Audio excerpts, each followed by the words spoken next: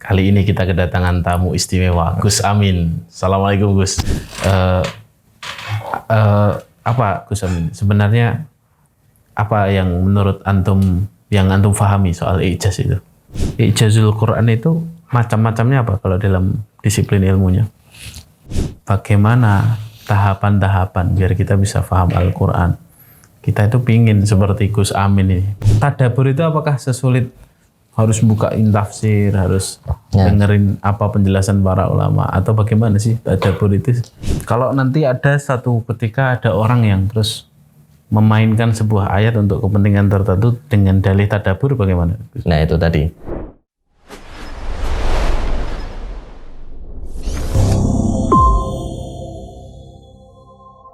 Bismillahirrahmanirrahim. FKM Podcast, hangatkan hati, hangatkan pikiran. Kali ini kita kedatangan tamu istimewa, Gus Amin. Assalamualaikum Gus. Alhamdulillah, assalamualaikum, waalaikumsalam Ustaz. Barakallahu fikum. Gimana kabarnya Gus Amin? Alhamdulillah, damam bi khair, sehat. Ya. Bagi yang belum tahu Gus Amin ini seorang bujangga. Kata-katanya itu selalu membuat baper para akhwat. Beliau punya akun di Instagram Tirta_Askara ya. Nah, Ustaz. Kenapa namanya Tirta_Askara, Ustaz? Tirta itu Ustaz. Tirta Air, itu kan air. Askara itu cahaya. Jadi cita-citanya kenapa kok nama akunnya Tirta Askara itu karena air sama cahaya itu kan unsur utama dalam kehidupan. Ya. Jadi harapannya itu tulisan-tulisan yang dibuat itu bisa mencerahkan seperti layaknya matahari, bisa menenangkan seperti layaknya air. Waduh, berat ini. Saya bacakan satu quote-nya ini ya. Tingkatan cita tertinggi adalah ketika pasanganmu dan dirimu sama-sama suka kulit yang crispy, tapi dirimu bilang, udah gak apa-apa, ambil aja kulit punyaku. Aku udah kenyang kok. Itu kulit crispy itu Ustaz. Kulit crispy itu kan kesukaan banyak orang. Gitu ya? Susah untuk direlakan gitu. Oh iya benar. Anda juga suka kulit crispy? Suka. Anda suka nggak Om? Ayam goreng Iya. Crispy iya. Iya. Semua orang kayaknya suka ya. ada yang dimakan terakhir Pak. Iya. Saya bacakan satu lagi Gus ya, biar orang pada penasaran ini masuk ke akun antum.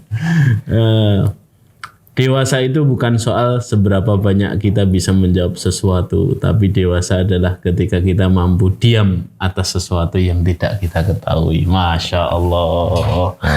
Jadi selain beliau ini pujangga kata, beliau ini juga sering membahas soal keteraturan dan keindahan kata-kata di dalam Al-Quran, yang insya Allah kita mau bincangkan pada kesempatan kali ini. Sejak kapan Gus tertarik dengan ijazul Quran itu? Sejak Mbah sebelum wafat. Jadi seminggu sebelum Mbah wafat itu Ustaz, saya nengok beliau karena beliau tuh waktu itu sakit keras.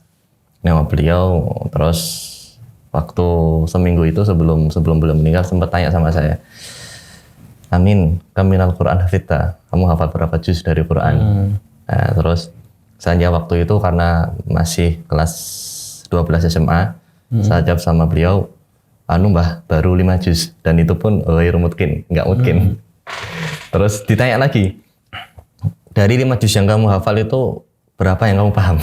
Waduh, iya. Terus saya jawab, belum semua. Bahkan hampir semua yang saya hafal belum tentu saya juga paham, kata saya gitu. Nah, terus beliau ngasih nasihat dengan bahasa Jawa, kata beliau tuh gini, Ustaz, wong iku nek maca Quran ora mudeng maknane kaya tawon bengung. Kaya tawon bengung. Orang kalau baca Quran tapi nggak paham maknanya itu seperti tawon ketika bersuara, kan suara cuman tapi nggak ada maknanya sama sekali. Oh, insya Allah. Ya. Terus saya renung-renungkan, ya benar juga. Ya. Akhirnya cuman sekedar bacaan yang kita baca sampai ke tenggorokan kita tapi nggak sampai ke hati kita. Terus ketika beliau ngasih nasihat itu saya renung-renungkan, saya coba apa ini termasuk tamparan ya dari beliau tahu saya berusaha hafal Quran tapi Ya ada dari yang saya hafal ketika saat itu untuk saya pahami gitu Ustaz. Nah dari nasihat ringan itu saya coba berusaha untuk mengkulik lagi makna-makna yang ada dalam Al-Quran. Bukan sebagai ahli di bidangnya, cuman Iya. sebagai pecinta. Pecinta ya, Masya Allah. Pecinta ayat-ayat Al-Quran ya. Nah, Masya Allah. Apa yang antum temukan setelah antum mencoba? Berarti tadi itu semacam wasiat ya dari Nah, saya nganggapnya itu kakek ya, dari wasiat. Simbah ya. Nah, Sebentar, orang belum banyak yang tahu antum ini siapa Simbah antum. Terus Simbah itu dulu apa? Mubalik atau ya beliau mubalik alumni Jamsaren Ustaz. alumni Jamsaren Alumni ya. Jamsaren sama Kuliatul Mu'alimin di Masjid Agung. Masya Allah. 6 tahun di Jamsaren, 2 tahun di Kuliatul Mu'alimin. Nah, tapi saya juga dapat nasihat dari beliau. Perkataan dari Imam Syafi'i itu kan laisal mar'u man qalaha abi. Seseorang itu bukan yang bilang ini tuh abah saya. Bapak saya itu seperti ini. Tapi walakinal mar'u man qalaha ana. Tapi seorang itu ya ini saya. Jangan terlalu membanggakan. Dia membanggakan sebagai kita bangga beliau adalah seorang yang panutan itu oke, tapi untuk dibanggakan tapi kita nggak punya karya sama sekali itu kurang pas kalau ya itu nasihat beliau juga. Iya. Artinya antum banyak belajar dari Iya, banyak belajar dari beliau. Iya. Kita sekarang masuk ke tadi keindahan dan keajaiban kalimat-kalimat dalam Quran itu Gus Amin. Kalau di dalam ulumul Quran itu kan keindahan bahasa, keadaan makna Al-Quran itu kan ada di dalam pembahasan i'jaz itu ya. I'jaz Al-Quran. Al-Quran sebagai mukjizat.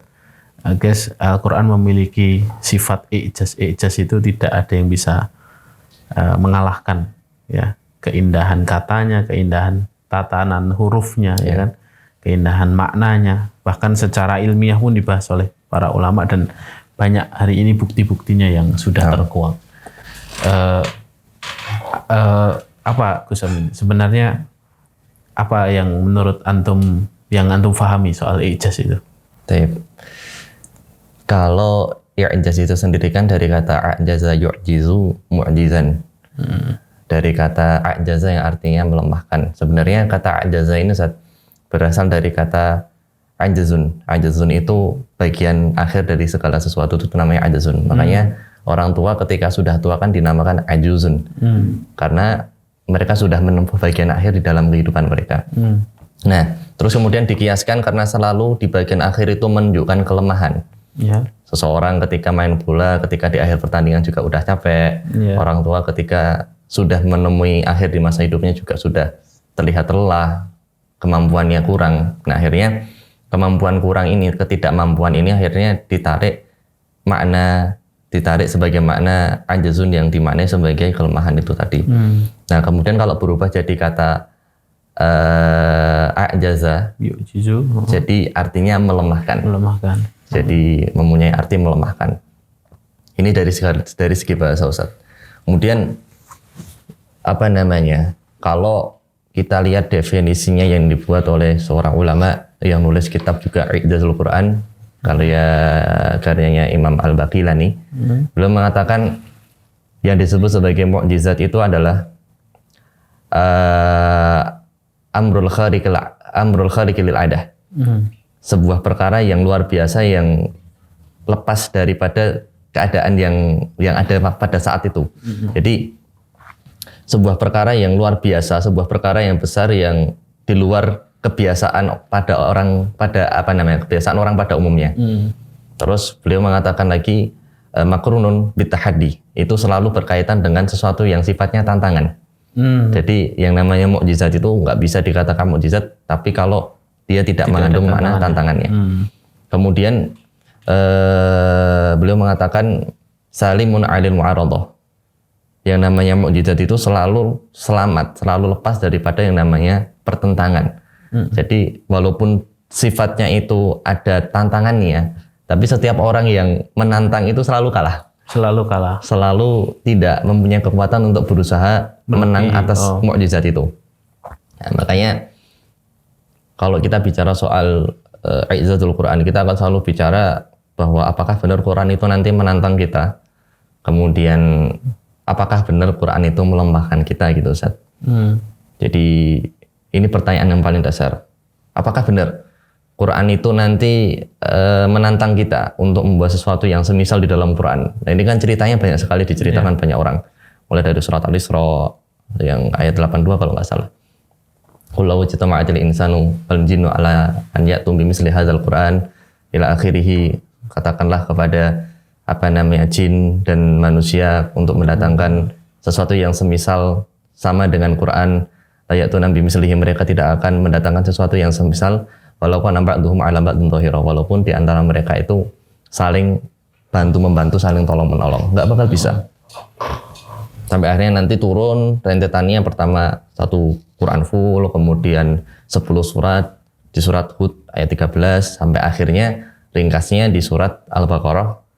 Allah Subhanahu wa taala mengatakan wa in kuntum fi raibin mimma nazzalna ala abdina fa'tum bi suratin mislihi wa du'u syuhada'akum min dunillahi in kuntum shadiqin. Kalau misal kamu merasa ragu atas apa-apa yang telah Allah turunkan kepada Nabi Muhammad sallallahu alaihi wasallam, maka datangkanlah sesuatu yang semisal saja, yang sama. Tapi akhirnya kan fa illam taf'alu wa lan taf'alu fattaqun nar alladzi waquduhan wal hijarah wa iddatil kafirin. Kalau misal kalian berusaha pun juga nggak bakal mampu, nggak bakal bisa. Sampai satu cerita Ustaz, ceritanya Musailamah Al-Kadzab itu kan sempat bikin surat yang semisal seperti surat Fil, dan beliau membuatnya Al-Fil, Mamal Fil, Qurtumuhu Tawil, Wazanbuhu Wasil, Al-Fil, dan tahu kamu apakah itu gajah. Terus Qurtumuhu Tawil, belalainya panjang, Wazanbuhu Wasil, dan ekornya pendek. Ini kan tidak ada maknanya sama sekali. Orang itu ya tahu gajah ya seperti itu. Tapi Quran kan beda.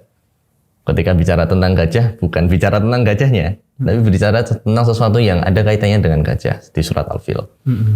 Jadi hatta orang Arab saja yang paham bahasa Arab dan paham segala baharnya, ronjasnya, ilmu-ilmu yang berkaitan dengan bahasa Arabnya, itu mereka paham betul, mereka tidak bisa menandingi apa yang ada di dalam Al-Quran. Makanya kalau sekarang ada orang yang berusaha ragu dengan Quran, itu kok agak aneh gitu. Dia bukan orang Quraisy asli, dia bukan orang Arab asli, bahasa Arab juga belepotan. Jadi kayaknya harusnya kita yang lebih belajar untuk memahami apa yang ada di dalam Al-Quran itu sendiri. Itu saja. Ijaz sendiri atau ijazul Quran itu macam-macamnya apa kalau dalam disiplin ilmunya? Ulama itu beda-beda Ustaz untuk baginya. Tapi yang jelas itu nanti kebagi jadi dua ijaz. Yang pertama ijaz lughawi, ijaz secara bahasa, kemudian ijaz secara ilmi. Nah, ini nanti pun akhirnya i'jazul ilmi ini juga ada kaitannya dengan i'jazul lughawi. Karena ketika kita bicara tentang ilmu itu kan nanti Ustaz nggak bakal jauh-jauh tentang terminologi dan lain-lain, istilah dan lain-lain, itu kan akan selalu berkaitan. Selalu terkait berkelindang gitu.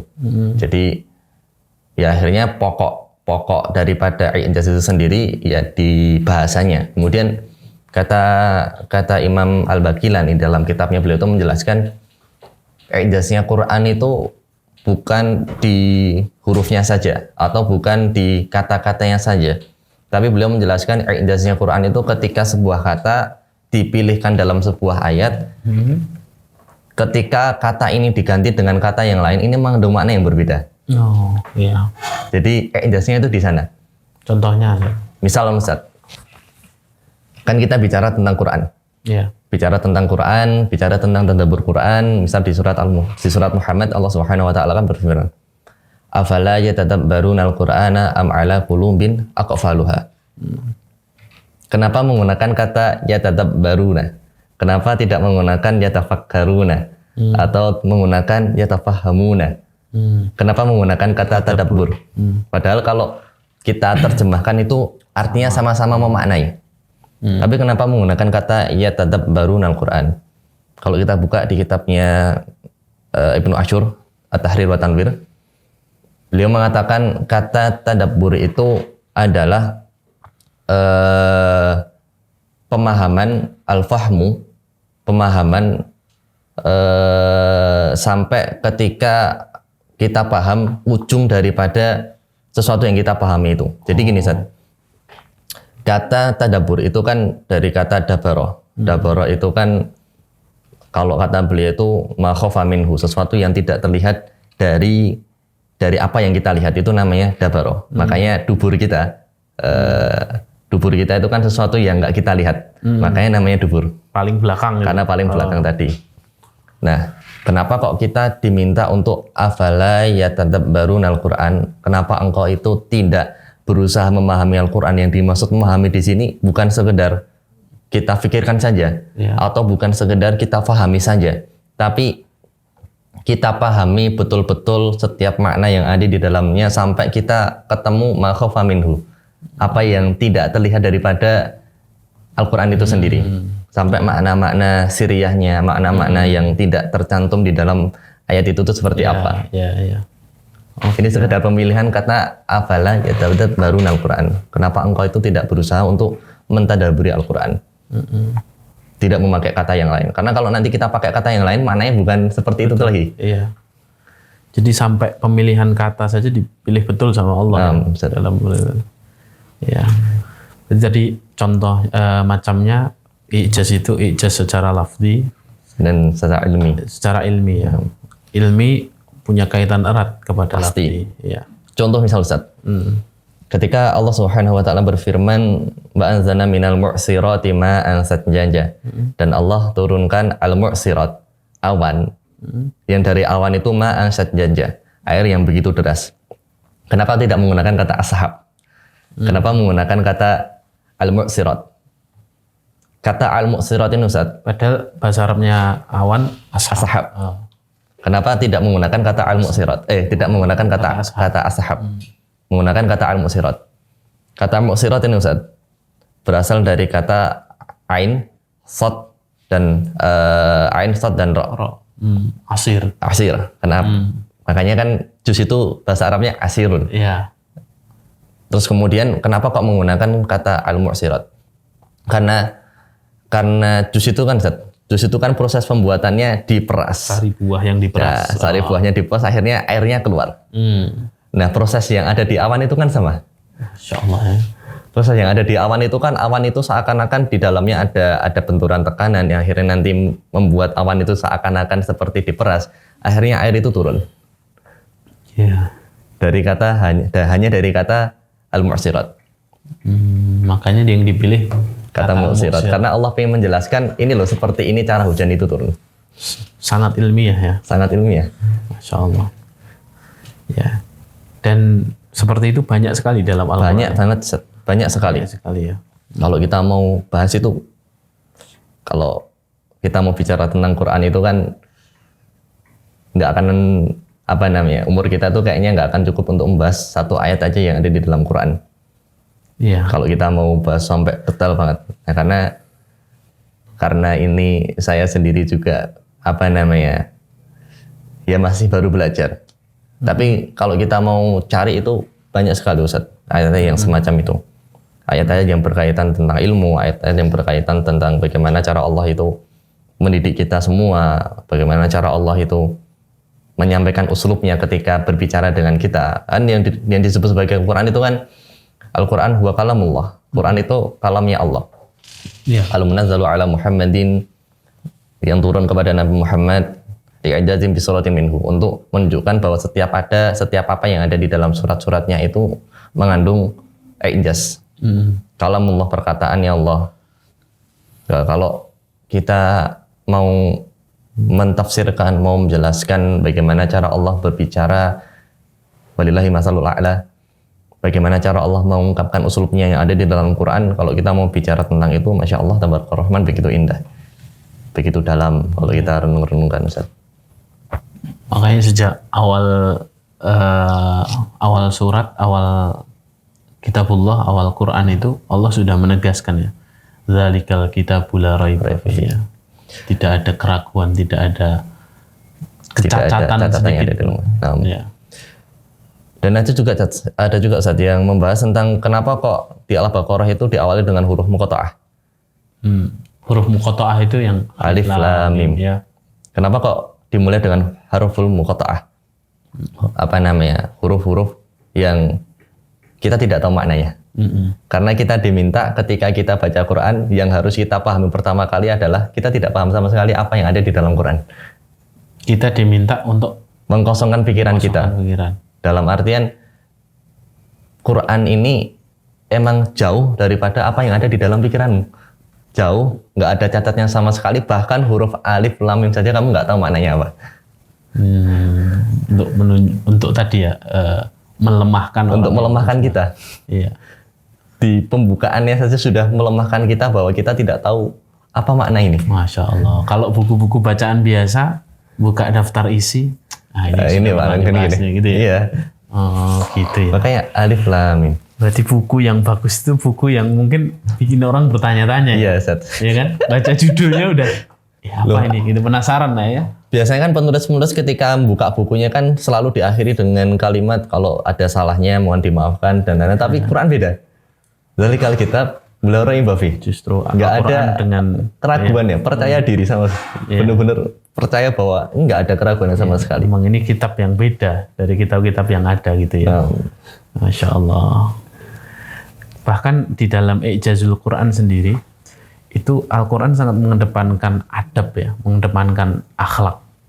Saya temukan di surah Ibrahim itu, Gus Amin, di ayat yang ke-25, rangkaian ayat 24-25, tentang ketika Allah berfirman, Alam tara kaifa daraballahu mathalan kalimatan thayyibatin kasajaratin kalimatan thayyibatan kasajaratin thayyibah itu asluha tsabitun wa far'uha fis sama' tu'ti ukulaha kullahinin bi'idni rabbiha itu ya, kalimat kan di situ digambarkan seorang mukmin dengan kalimat la ilaha illallah itu seperti pohon yang baik gitu ya. Yeah. Pohon yang baik itu ciri-cirinya 3. Akarnya asluha tsabitun, akarnya kokoh, far'uha fis sama', cabangnya menjulang lebar ke atas langit. Kemudian yang menarik itu kalimat tu'ti ukulaha kullahinin bi'idni rabbiha itu buah yang baik itu senantiasa memberikan buahnya sepanjang tahun dengan izin Robnya gitu kan. Nah itu pilihan katanya itu Allah pilih ukulaha. Bukan samarah, bukan fakihah, tapi ukul. Padahal ukul itu kan bagian buah. Ukul itu kalau dalam buah ada kulit, ada ukul. Ukul itu inti buah, daging buah. Tapi Allah sampaikan di situ tu'ti ukulaha, buah yang pohon yang baik itu memberikan buah yang langsung intinya. Nggak harus ngupas dulu, nggak harus kulitnya ada, langsung diberikan dagingnya. Semata-mata seorang mukmin yang baik itu ketika dia inti akarnya kokoh, akidahnya kuat, kemudian cabangnya menjulang, artinya ibadahnya diterima Allah Subhanahu wa taala sampai ke langit, dia juga bermanfaat bagi orang-orang yang sekitarnya tanpa harus membuat orang lain repot. Ya, benar. Menjaga kehormatan orang yang diberi manfaat gitu ya. Tetap menjaga wibawa orang yang diberi manfaat, itu mukmin yang baik. Karena enggak usah harus ngerepot ngoncai dulu, langsung dimakan gitu ya. Dia pelayan terbaik gitu ya. Seorang mukmin itu punya jiwa melayani gitu ya, melayani orang-orang yang ada di sekitarnya. Itu kan nilai adabnya tinggi sekali kan. Ya, semacam itu banyak di dalam Al-Quran. Contoh yang lain apa, Gus? Contoh paling sederhana di surat yang paling sering kita baca, surat Al-Fatihah. Di ayat yang kedua kan Allah Subhanahu wa taala kan berfirman alhamdulillahirabbil alamin. Kata alhamdu, ini kan pilihannya banyak. Bisa al-madhu, bisa asyukru. Tapi kenapa yang dipilih itu alhamdu? Kenapa kok tidak al-madhu lillah atau asyukru lillah? Kalau kita terjemahkan kan mungkin artinya sama. Al-madhu, pujian itu untuk Allah, atau asyukru, syukur itu untuk Allah. Kenapa kok pilih alhamdu? Alhamdu ini Ustaz. Alhamdu ini artinya adalah pujian, tapi beda dengan al-madhu wa asyukru. Al-madhu itu pujian, tapi tidak mengandung rasa syukur. Tidak mengandung ekspresi kita untuk bersyukur kepada Allah Subhanahu wa taala. Tapi asyukru itu kita bersyukur tapi tidak mengandung makna untuk memuji. Tapi alhamdu ini mengandung dua makna bersyukur pun juga makna kita memuji Allah Subhanahu wa taala. Jadi kalau kita cuma mengatakan asyukrulillah, ya kita cuma bersyukur kepada Allah tapi belum tentu kita memuji Allah Subhanahu wa taala. Tapi kalau kita mengatakan al-madhulillah, kita memuji Allah tapi belum tentu kita bersyukur kepada Allah. Oleh karenanya Allah pilih kalimat alhamdu karena Allah pengen kita ya bersyukur pun juga memuji Allah Subhanahu wa taala. Itu yang pertama. Terus kemudian kenapa kok ayatnya tidak ahmadullah, aku memuji Allah? Kenapa kok alhamdulillah? Aku segala puji itu bagi Allah Rabb semesta alam. Kenapa kok tidak berbentuk fi'il? Kenapa bentuknya isim? Nah, sedangkan kita tahu kalau kita terjemahkan mungkin maknanya kurang lebih sama. Ulama itu membahas kenapa kok bentuknya itu isim. Karena isim itu sebuah kata yang tidak terikat dengan zaman. Kalau fi'il itu kan sebuah kata yang selalu terikat dengan zaman. Ada maldi, ada mudhari', ada yang lampau, ada yang sekarang, ada yang akan datang. Itu fi'il. Nah, kenapa menggunakan isim? Karena pujian Allah itu tidak lekang oleh waktu. Masya Allah. Iya. Selalu terpuji. Selalu terpuji ya. Entah dulu, entah sekarang, ataupun nanti. Tidak pernah usai ya. Nah Ustaz, terus lagi Ustaz. Ini anak baca di kitabnya Fakhruddin Ar-Razi. Kitab tafsir Mafatihul Ghaib. Beliau menjelaskan lagi.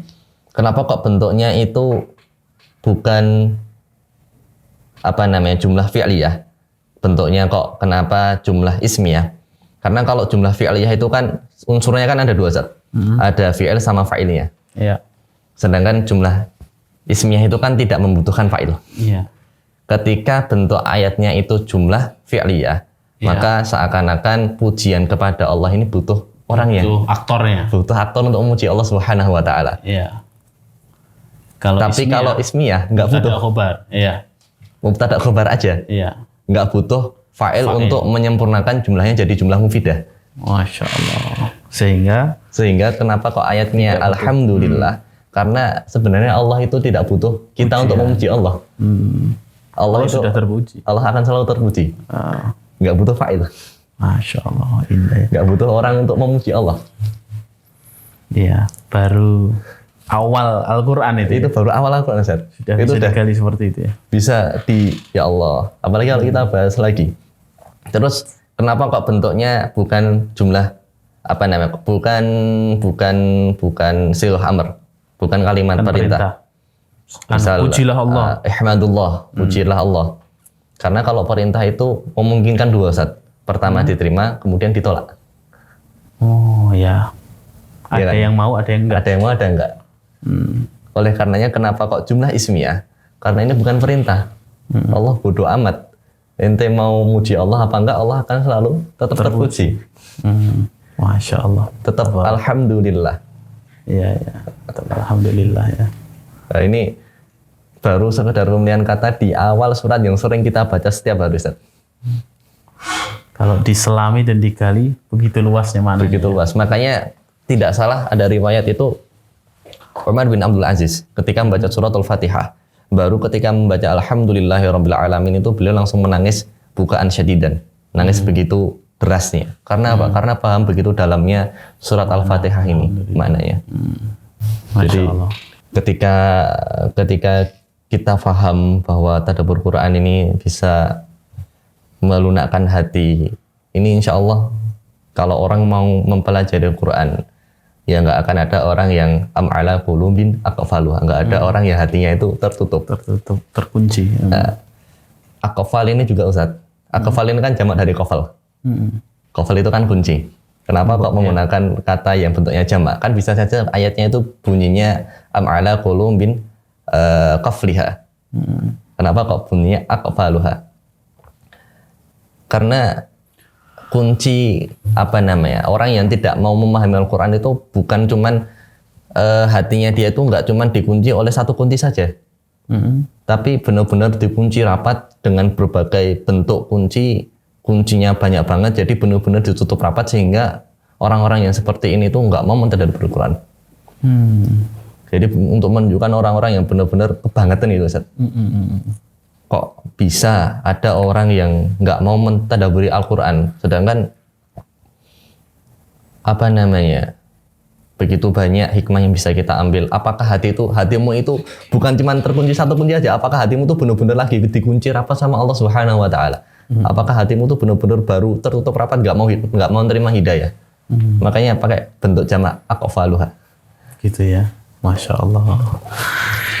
Kemudian gini nih Gus, kita paham dan kita tahu bahwa berarti Al-Quran ini kan memang sumber semua petunjuk, sumber semua ilmu, sumber semua kebaikan lah, dari kita belajar ijaz secara sekilas tadi itu. Yeah. Kemudian yang ditanyakan banyak orang itu bagaimana tahapan-tahapan biar kita bisa paham Al-Quran. Kita itu pingin seperti Gus Amin ini bisa baca, tahu alhamdulillah ini ada beberapa rahasia, ada asrarul ayahnya, rahasia-rahasia di balik ayat ini. Nah itu tahapannya seperti apa sih Gus? Ya, apa yang harus dilakukan? Yang pertama yang jelas belajar bahasa Arab, Ustaz. Belajar bahasa Arab. Itu yang paling jelas. Paling jelas orang utama. Makanya kan Imam Syafi'i itu kan mengatakan ahlul arabiyah. Orang yang ahli bahasa Arab itu jinnya para manusia. Kemudian beliau menjelaskan para manusia. Iya. Kemudian beliau menjelaskan kenapa kok disebut sebagai jinnya para manusia? Karena para ahli bahasa Arab itu yubsiruna ma yubsiru ghairuhum. Mereka bisa melihat apa-apa yang tidak dilihat oleh orang lain yang tidak bisa bahasa Arab. Gitu ya.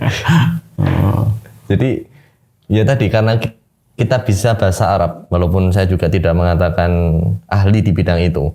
Cuman ketika kita punya pondasi untuk memahami bahasa Arab, itu nanti ketika kita pakai pemahaman kita untuk memahami Al-Quran itu nanti insya Allah akan lebih mudah. Makanya kan Quran ini kan Allah turunkan dalam bahasa Arab kan, kalau kata Allah Subhanahu Wa Taala kan kitabun fussilat ayatuhu Qur'anan Arabiyyan la'alakum ta'qilun. Kitab ini tuh fussilat, jelas terfasal-fasal. Jelas antara yang jelek, yang buruk itu jelas. Fussilat ayatuhu Qur'anan Arabiyyan.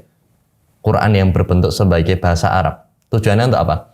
La'alakum ta'qilun, agar kamu tuh mau mikir. Makanya saya tuh kalau ada orang yang minta belajar bahasa Arab, Ustaz, ada orang-orang tuh yang mengatakan, wah bahasa Arab itu susah Mas. Saya tuh nggak pinter, saya nggak bisa bahasa Arab. Justru kamu belajar bahasa Arab itu bisa jadi pinter. Gitu ya. Bukan kita pinter kemudian kita pakai kepintaran kita untuk belajar bahasa Arab. Tapi pemahamannya dibalik. Iya. Justru dengan belajar bahasa Arab itu kita punya kepintaran yang tidak dimiliki oleh orang lain. Kayak yang dikatakan Imam Asy-Syafi'i tadi, Ustaz. Yubsiru ghairuhum. Mereka bisa melihat apa yang tidak dilihat oleh orang lain. Yang awalnya nggak bisa mikir jadi mikir gitu. Jadi mikir ya. Jadi bisa, oh ternyata begini ya, Ya. Kemudian apa setelah bahasa Arab, Gus? Belajar bahasa Arab, setelah belajar bahasa Arab itu berusaha untuk mendawamkan minimal ya sehari mau mempelajari satu ayat. Karena kalau kata Imam Ibnu Qayyim Al-Jauziyah dalam kitabnya kalau nggak salah di Madarijus Salihin, beliau itu mengatakan kan qiraatul ayati minal Qur'ani, membaca Al-Quran walaupun itu hanya satu ayat, bitadabbur wa tafahum, dengan penuh tadabbur, dengan penuh pemahaman, itu afdalu, lebih bagus daripada membaca secara khatam bila tadabbur wa tafahum, tanpa kita memahami, tanpa kita mentadabburi ayat-ayat yang kita baca. Jadi coba sehari satu ayat saja kita baca artinya, kita baca maknanya. Kalaupun nanti tidak tahu bagaimana cara memaknai ayatnya, bisa ditanyakan sama satu merek. IG-nya beliau kan terbuka untuk menjawab berbagai permasalahan umat. Astagfirullahaladzim. Nanti kan nggak, maksud saya gini Gus, tahapan memahami satu ayat itu kadang teman-teman tuh gimana, saya bahasa Arab juga masih baru belajar, kemudian itu tadabbur itu apakah sesulit harus bukain tafsir, harus dengerin apa penjelasan para ulama, atau bagaimana sih tadabbur itu? Nah, ini bedanya Ustaz, bedanya tadabbur sama tafsir. Tadabbur itu kan bagaimana pengalaman kita terhadap sebuah ayat itu namanya tadabbur. Pengalaman kita pribadi. Ya, pengalaman kita pribadi terhadap sebuah ayat itu disebut sebagai tadabbur. Artinya semua orang bisa punya bertadabbur. pengalaman, iya. punya pengalaman tadabbur, sendiri. ya. Kalau tafsir itu kan harus jelas sumbernya bagaimana, kemudian perkataan ulama seperti apa itu harus jelas. Tapi kalau tadabbur itu bagaimana pengalaman kita terhadap sebuah ayat, bagaimana kita itu punya kesan sendiri terhadap sebuah ayat. Ayat apa yang benar-benar kita itu bikin kayak ayat ini benar-benar sebagai pengubah hidup saya. Nah itu namanya tadabbur Ustaz. Ya. Jadi kalau dikatakan apakah tadabbur itu hanya terbatas oleh kalangan para ulama saja atau orang-orang yang paham di bidang itu, tidak. Tadabbur itu lebih bagaimana ekspresi kita terhadap sebuah ayat yang kita baca. Kalau kita baca ayat ini kok seneng, ya itu udah tadabbur. Gitu ya. Udah dimaknai sebagai tadabbur. Termasuk ketika kita, berarti mungkin tahapannya kalau bagi teman-teman yang pemula gitu ya, bagi yang mungkin belajar bahasa Arab masih belajar isim isyarah, masih awal-awal lah ya, mubtadiin, setidaknya baca terjemah lah ya. Iya, setidaknya dia punya pengalaman terhadap setiap ayat yang dia baca. Dia tahu maksudnya. Iya. Nggak hanya sekedar dibaca, Iya. tapi juga dia tahu artinya, maksudnya Minimal, apa. Gitu ya. Nah, minimal itu dia ya. Kalaupun nanti dia nggak punya belum punya kekuatan untuk memahami, itu paling nggak dia punya cerita dari ayat yang dia baca, itu dia punya cerita yang jadi pengalaman spiritual yang benar-benar tidak bisa tergambarkan oleh kata-kata, itu sudah masuk tadabbur juga. Gitu ya. Kadang kan gini Ustaz, Gimana itu? Maksudnya, ada orang yang mereka itu nggak paham artinya sama sekali, tapi walaupun ketika udah baca artinya, walaupun mereka udah baca artinya, tapi kadang nggak tahu maksudnya gitu. iya, nggak tahu maksudnya, nggak tahu ini gimana, tapi nggak tahu kok baca ayat itu rasanya seneng. Contoh paling sederhana, orang itu seneng banget baca Ar-Rahman. Mereka tahu apa namanya fabi ayyi ala rabbikuma tukadziban, artinya nikmat Tuhan manakah yang kamu dustakan. Mereka ya sekedar paham bahwa nikmat Allah itu banyak. Ya. Ya ini sebagai pengalaman mereka pribadi, itu mereka akhirnya punya cerita, wah aku punya gini, Allah itu ngasih aku ini, Allah itu ngasih kayak gini. Itu nanti setiap orang punya cerita sendiri-sendiri terhadap sebuah ayat yang walaupun ayatnya sama, tapi nanti setiap orang punya cerita beda-beda. Walaupun nanti kadang ada juga orang yang baru sholat pertama kali, terus kemudian ternyata kebetulan imamnya baca surat Ar-Rahman, nggak tahu kenapa ketika imamnya baca ayat fabi ayyi ala rabbikuma tukadziban, itu hatinya terketuk. Ada yang nangis, ada Iya, apa? padahal mereka nggak paham maknanya. Ini juga bisa kita maknai sebagai tadabbur. Ya. Karena yang paling penting itu tadabbur itu buka hati Ustaz, bukan kita paham Quran dengan segala tafsirnya, itu bukan. Tapi bagaimana Quran itu bisa masuk ke dalam hati kita. Makanya kan am ala qulubin aqfaluha. Iya. Jadi bicara soal hati kalau tadabbur Ustaz. Iya. Bicara soal pengalaman spiritual kita sendiri terhadap sebuah ayat. Kemudian gimana cara kita mengaplikasikan ayat tersebut. Itu termasuk daripada tadabbur. Kemudian apa setelah itu?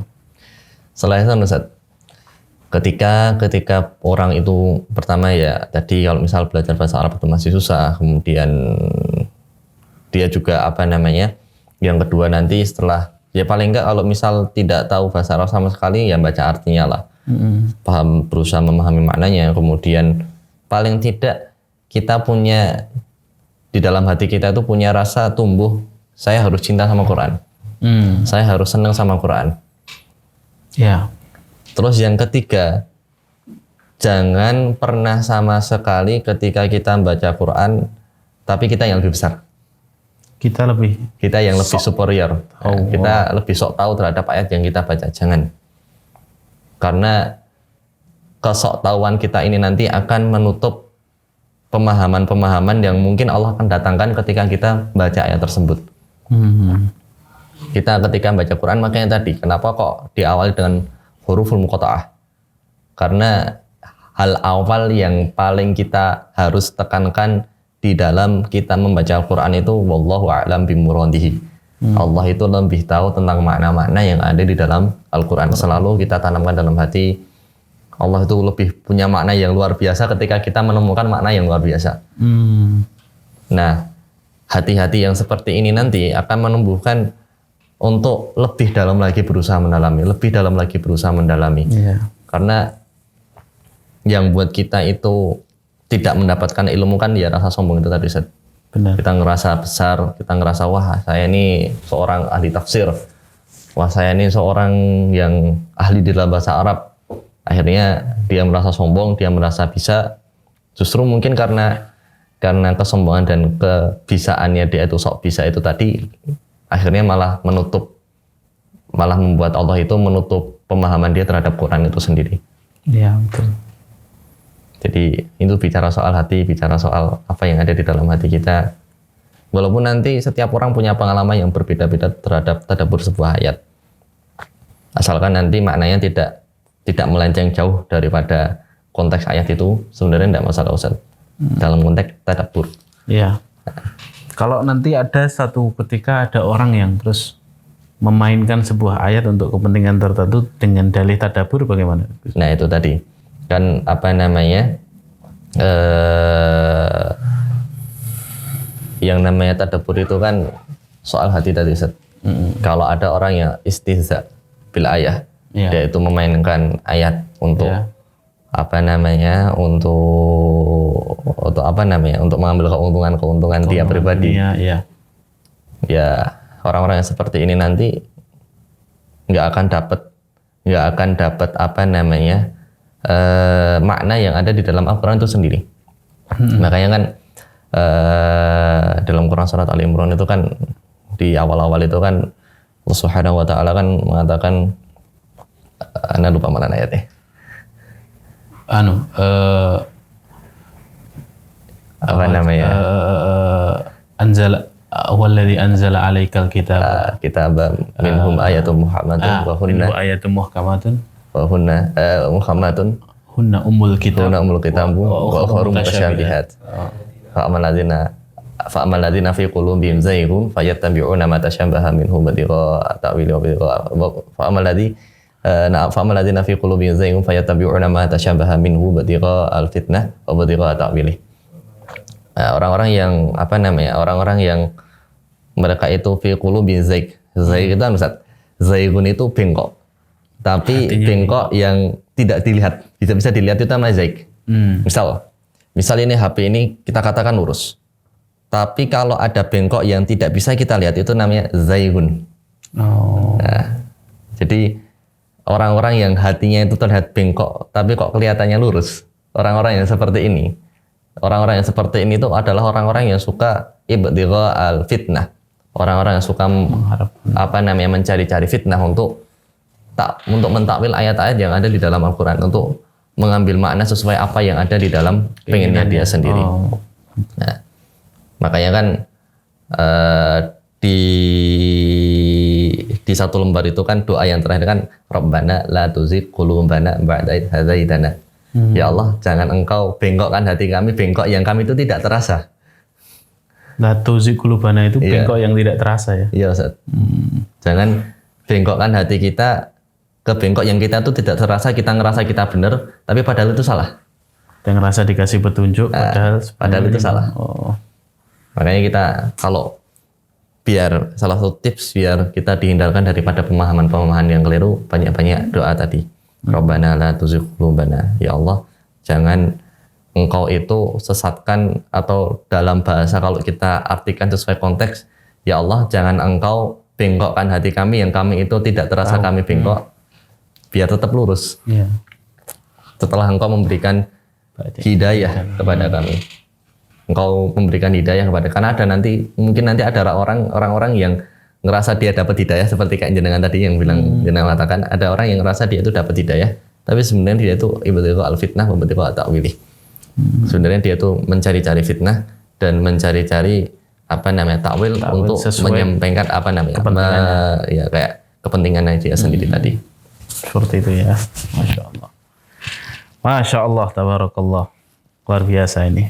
Gak salah saya mengundang Gus Amin ini. Oh, enggak, Ustaz. Banyak ilmu baru buat saya, Gus. Ya. Saya ingin penasaran sama Antum, Gus. Ini di luar konteks kita bicarakan tentang ijaz Quran ya, dan tentang keindahan Al-Quran. Kenapa Antum khasnya pakai apa itu? Itu namanya apa itu? Kedu ya. Ya, karena Ustaz, saya tuh suka naik gunung. Suka naik gunung. Kan nggak di gunung, Gus. Nah, akhirnya Ustaz jadi kebiasaan, Ustaz. Jadi kebiasaannya itu kan ngelihat kok pakai peci kok kelihatan terlalu tua nanti. Nanti saya terlalu tua nih ya. Enggak, jenengan bukan tua, Ustaz. Jenengan tuh punya haibah. Kalau saya kan tapi menjadi kekhasan ya kayaknya. Kayaknya kalau yang pakai kedo itu mesti Gus Amin. Jadi jauh itu udah kelihatan itu. Ini Ustaz terakhir, Ustaz. Kenapa ismun? Kenapa nama itu disebut sebagai nama? Ismun disebut Sebagai nama. Karena ismun itu asalnya dari kata sama. Sama itu sesuatu yang lebih menonjol daripada yang lain. Makanya as-sama'u, langit itu disebut sebagai langit karena dia posisinya lebih atas daripada kita. Iya. Nah, kenapa ismun disebut sebagai ismun? Berasal dari kata sama yang artinya sesuatu yang lebih menonjol. Karena nama itu harus sesuatu yang menonjolkan diri kita. Dan ini kenapa Allah Subhanahu wa taala ketika mengenalkan dirinya pertama kali itu dengan kalimat Allah, Bismillahirrahmanirrahim. Karena nggak ada orang di dunia ini mengaku sebagai Allah. Hatta Fir'aun itu ngakunya sebagai Rabb. Ana rabbukumul a'la. Bukan sebagai ana alihatukum a'la. Tapi ngakunya sebagai Rabb. Karena nggak ada orang punya kecenderungan mengaku sebagai Allah, itu nggak ada. Makanya yang diperkenalkan pertama kali Allah itu yang beda daripada yang lain. Kalau misal Bismillahirrahmanirrahim saja nggak ada nama Allahnya, mungkin ada orang yang maha pengasih, mungkin ketika kita ketemu dengan orang lain ada orang yang dia itu kelihatan penyayang.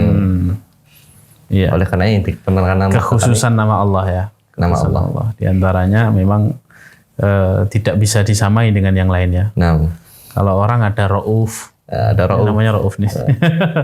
Ada Aziz, Qawi, ya kan? Ya.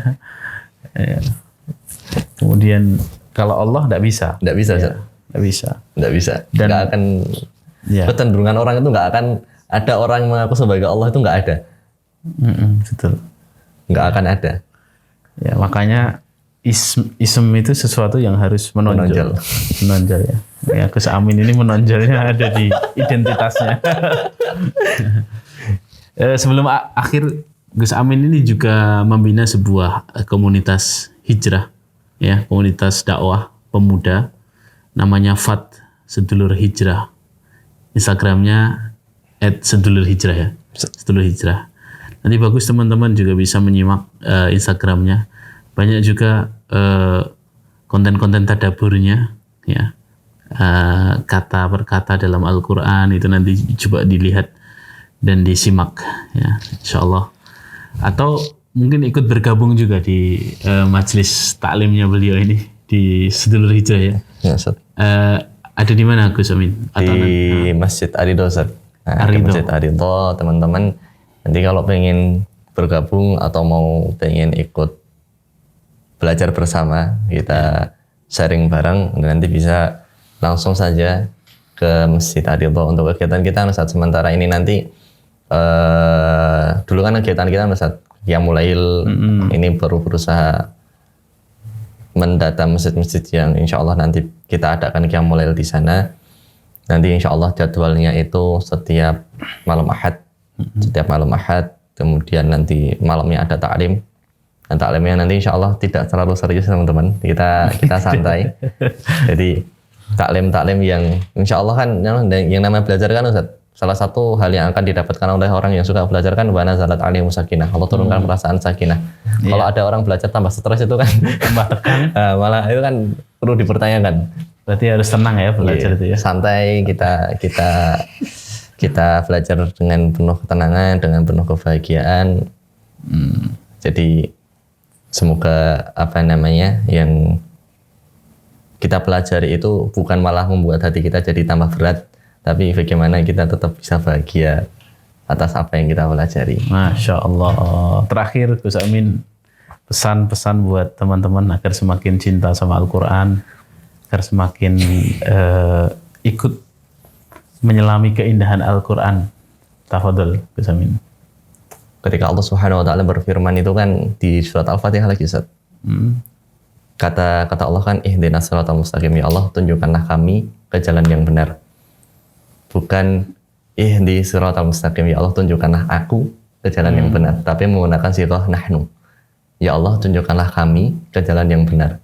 Maka yang namanya menuju ke jalan yang benar ini teman-teman, menuju ke dalam ketaatan kepada Allah Subhanahu wa taala itu harus bersama, Ustaz. Harus bersama. Iya. Nggak bisa sendiri-sendiri. Bukan ihdini tapi ihdina. Ya, bukan ihdini tapi ihdinas siratal mustaqim. Ya Allah tunjukkanlah kami ke jalan yang benar. Kita harus bersama, kita harus duduk bareng, belajar bareng, karena yang bersama-bersama ini nanti selalu direkam di dalam Quran mempunyai kisah yang heroik. Ashabul Kahfi itu kan juga bersama warabatna ala qulubihim, Allah ikat hati-hati mereka menjadi hati yang satu. Bersamaan ini teman-teman kita jaga, kemudian jangan taat sendiri, karena taat itu harus bersama, sehingga nanti kita bisa melangkahkan kaki kita menuju surganya Allah Subhanahu wa taala itu juga bergandengan dan bersama. Masya Allah, barakallahu fikum. Penutup yang sangat indah dari Gus Amin, dan kita tentu ingin menikmati keindahan kata-kata beliau lagi. Ya, jangan lupa follow Tirta_Askara ya, bukan aksara ya, Askara. Askara itu cahaya. Kalau aksara kalimat tulisannya. Iya, Tirta_Askara. Terima kasih Gus Amin atas kehadirannya di studio FKM TV, FKM Podcast. Semoga jangan kapok ya kesini. Semoga Allah senantiasa bimbing kita semuanya. Amin. Allah tetapkan hidayah dalam kehidupan kita. Amin. Allah mudahkan kita untuk senantiasa taat. Amin. Dan menjadikan orang-orang yang ada di sekitar kita ikut dalam ketaatan, dan semoga Allah Subhanahu wa taala kumpulkan kita di tempat terbaik di jannahnya. Amin ya rabbal alamin. Terima kasih para pemirsa semuanya. Jangan lupa yang belum like, subscribe, komen, ya, berikan pengalaman terbaik menyimak video-video dari kami di FKM Podcast. Dan sekali lagi terima kasih untuk Gus Amin. Besok kita undang lagi untuk ngulik ayat lagi.